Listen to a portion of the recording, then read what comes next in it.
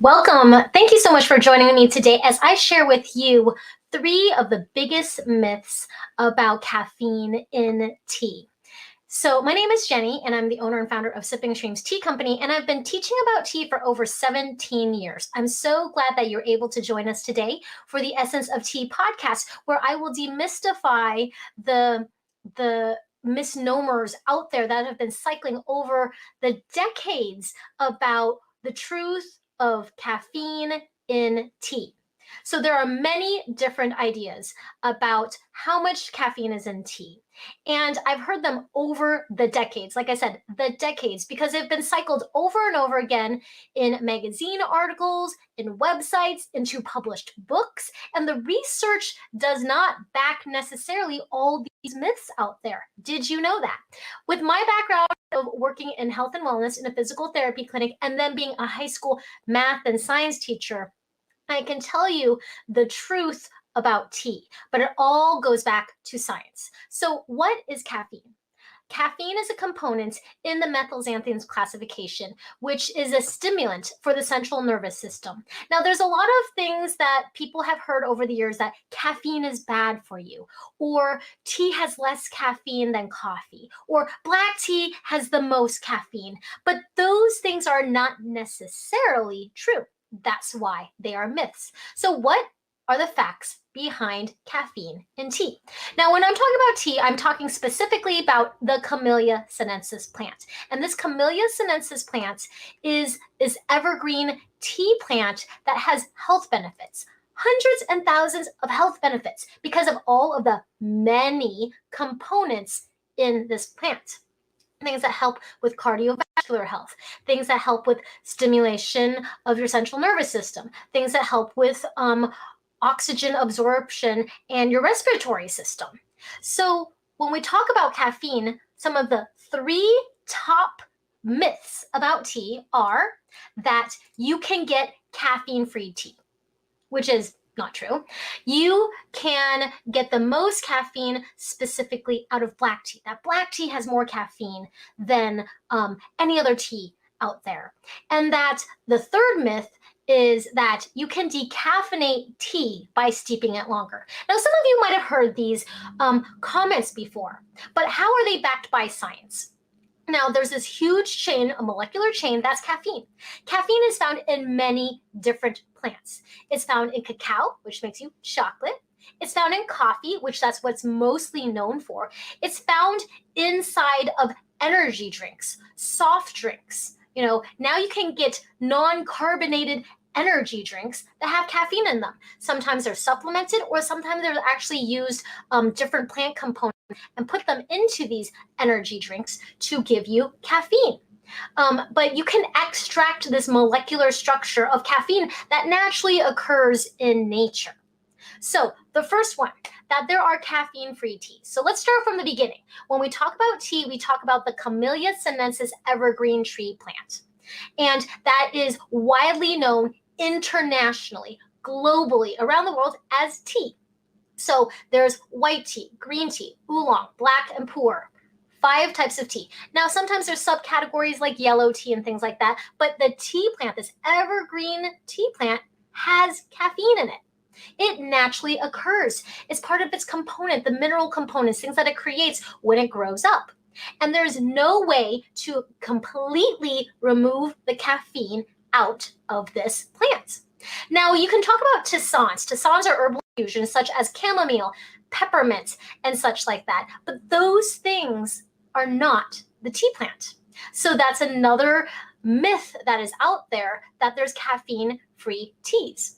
There are caffeine-free herbals that have no occurrence in caffeine for that plant, but there are many plants in nature that naturally have caffeine. And when you buy a decaffeinated tea, it's only required to have 2% or less, not 0, 2% or less of caffeine in there. So it's technically not even caffeine-free. And yes, I know there are some of you out there who actually have an allergy to caffeine. I would not wish that on anyone. So you would have an allergic reaction to chocolate. You would have an allergic reaction to yerba mate, which is a different plant grown in South America that is not the tea plant. You might drink it like a tea, but if you think about tea versus coffee, would you count coffee as a tea because it's steeped in hot water? No. So why would you count your peppermint, which is not from the tea plant and is caffeine free, as a tea? It's now an herbal infusion. So herbal infusions, some of them are caffeine free, but that is not tea. So when you hear the myth out there are caffeine free teas, it's not true. The second one is black teas have the most caffeine. Black teas are just a category of the processing of teas. There's those 5 main categories of teas. Those 5 main categories of tea are white, green, oolong, black, and pu'er. Those main categories. So some of you who are those tea connoisseurs out there, I know there's yellow tea, purple tea, and such like that, but we're just talking about the processing of tea that changes them from category to category. That literally has to do with oxidation. Oxidation is like, for an example, you take an apple and you smash it on the table and you roll it around and you haven't quite bit into the apple, but you bruised it. You bruised it really well.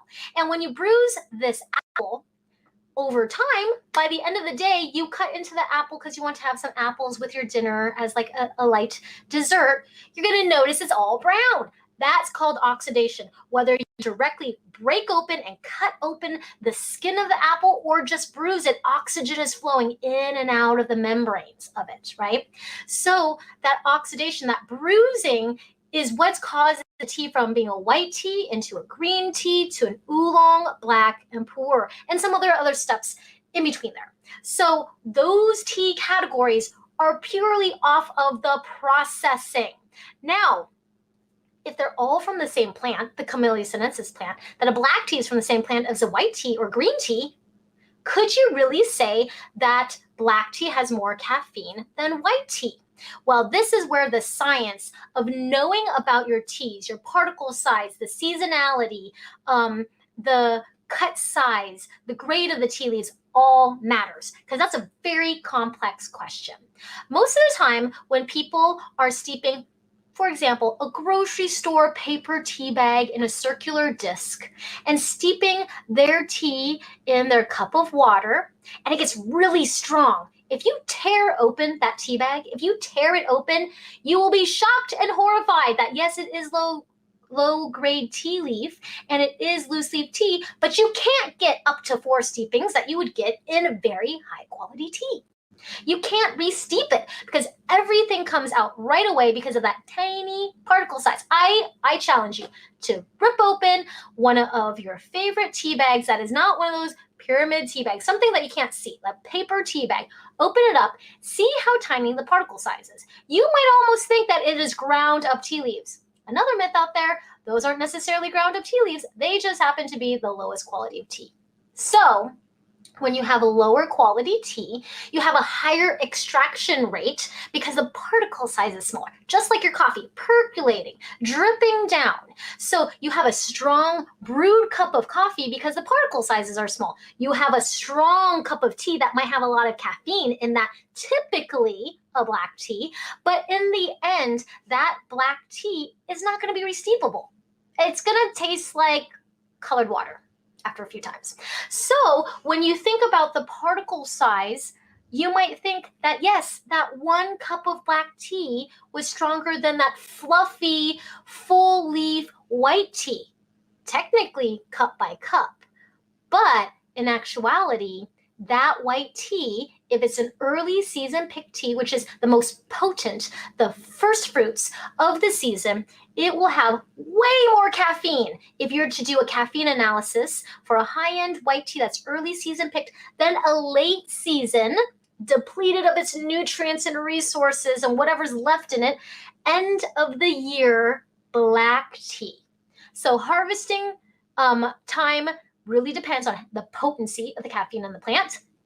Also, the particle size for the extraction in that cup of tea of black tea versus white tea or green tea or oolong tea. What is steeping into the cup? And if you have these full leaf teas, usually the second or third time are much more stronger in flavor if you have a high quality tea.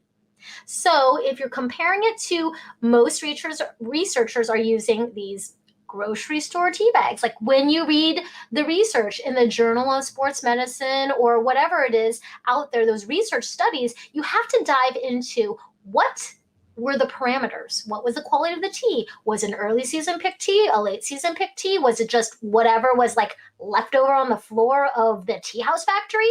So the quality of the tea leaves, the seasonality of that, and also the stock of the plant. When you think of a tree, right? You have a really tall tree and it's springtime. You have all these buds coming out forth, right? And it grows taller and taller and taller.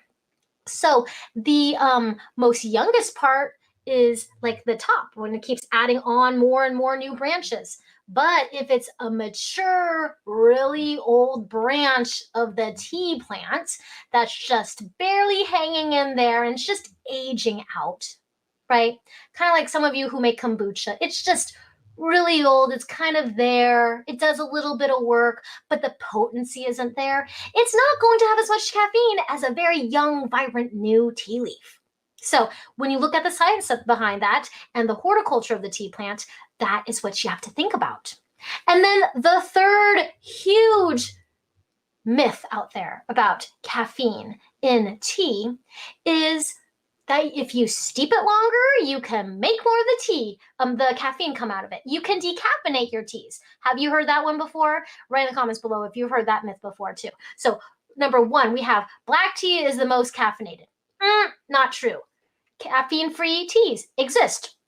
Not necessarily true. Those are different herbals that are out there. And the third one is that you can decaffeinate your own tea by steeping it longer. Now, you can pull out everything.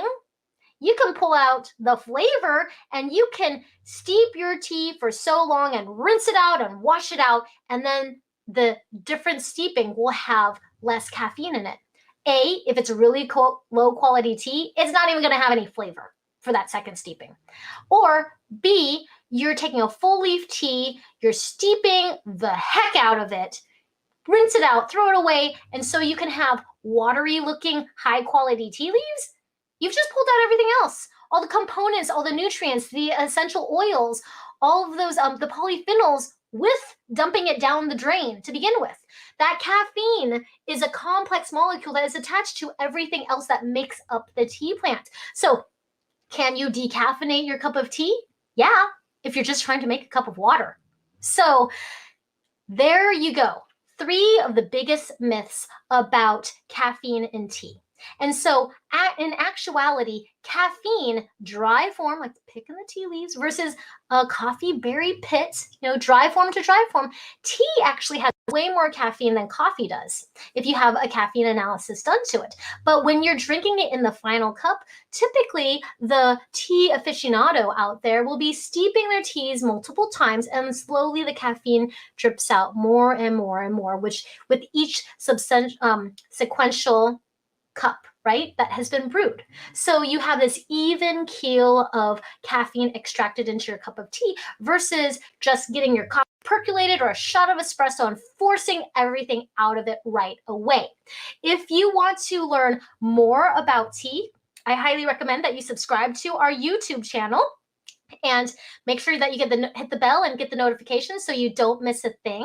Also, for those of you who are interested in learning more and experiencing the health benefits of tea, I highly recommend that you sign up for our tea wellness retreat. We have not had an event like this in over 10 years. And so if you want to learn more about the tea wellness retreat, just text retreat to 206-339 4587 to get more information about our tea wellness retreat, which will be diving into more of the health benefits of tea, experiencing tea firsthand, and hand harvesting and hand rolling your own green tea. Yes, you'll be making your own green tea. We will be flying our matcha producers in, the ones that make our award-winning first place winner matcha, and you will be learning how to judge and evaluate matcha, which is one of the most kept secrets in the matcha industry unless you literally work for a matcha factory.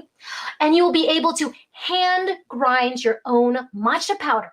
So you'll be learning about the history, the culture, and the process of matcha. And not only that, you get to make your own matcha powder. And you'll also be experiencing the health benefits and learning about the health benefits in our Art with Tea session where you will be creating pigments out of tea.